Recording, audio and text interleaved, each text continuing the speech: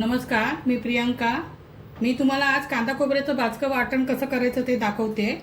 कारण हे वाटण आहे ना, या वाटणाचं कसं चिकन मटणसाठी पण याचा चांगला वापर करता येतो।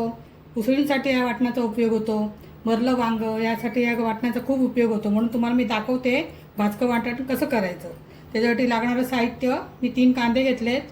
हा नारळ आहे, एक अख्खा नारळ घेतलेला आहे मी किसून बारीक करून घेतला आहे मी। लसूण आणि आल्याचे तुकडे आहेत आणि कोथिंबीर लागेल वाटणात टाकायला। एवढं साहित्य आहे भाजके वाटण्यासाठी। आता तुम्हाला मी भाजून दाखवते कसं भाजायचं। मी तेल कढई तापायला ठेवली होती, तर मी कांदा टाकते त्याच्यात।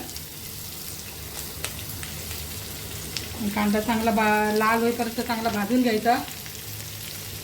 आणि हे वाटण चांगलं भाजायला लागतं, भाजलं तरच ते खमंग होतं आणि पदार्थ पण मग चिकन मटनला पण ते चांगलं स्वाद येतो त्याने। म्हणून चांगलं भाजून घ्यायचं। आधी मी असंच परतते।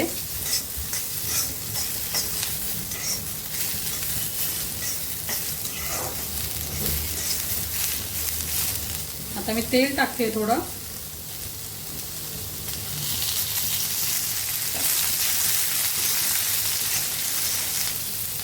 गॅस मोठाच ठेवायचा, म्हणजे कसं लवकर भाजलं जातं ते।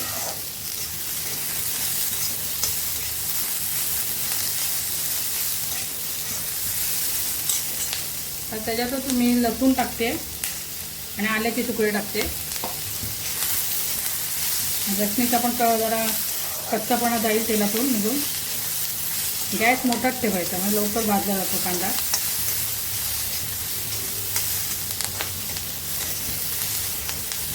या वाटणापासून भरपूर वस्तू करता येतात, म्हणजे नाना तऱ्हेच्या उसळी करता येतात। भरलं वांग चांगलं होतं या वाटणामध्ये। चिकन मटण पण याच्यात चांगलं होतं या वाटणात। चांगलं खरपूस चांगलं भाजून घ्यायचं लाल होईपर्यंत कांदा।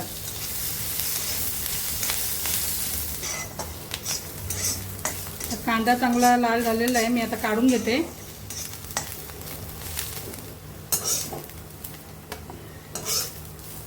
आता मी खोबरं टाकते। खोबरं पण चांगलं खरपूस भाजून घ्यायचं।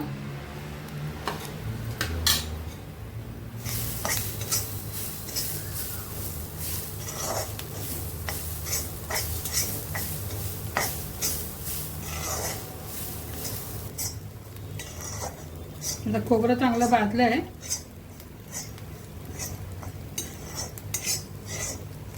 तर त्याच्यातच हा कांदा आपण मिक्स करूया। खोबरं आणि कांदा चांगलं मी एकजीव करून घेऊया।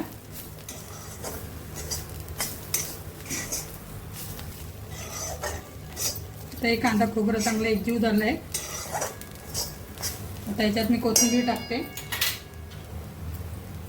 मी याच्यात कोथिंबीरचे देठ जास्त घेतलेत, कारण कोथिंबीरच्या देठाला जास्त वास चांगला येतो वाटणाला। मग हे परत हे एकजीव करायचं। अशा प्रकारे आपलं हे वाटण झालेलं आहे भाजून। थंड झालं की मी तुम्हाला मिक्सरला लावून दाखवते। चांगलं थंड व्हायला द्यायचं। आता गॅस बंद करते, झालंय वाटून। अशा तऱ्हेने मी हे थंड करून घेतलंय। आता मी मिक्सरला लावते।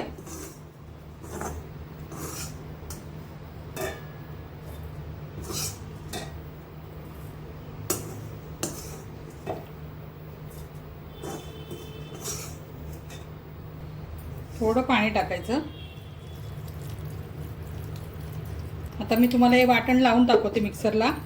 अशा तऱ्हेने आपलं हे कांदा खोबऱ्याचं भाजकं वाटण तयार झालेलं आहे। हे बघा, हे असं जास्त पातळ नाही घट्ट नाही, एवढं ठेवायचं घट्ट।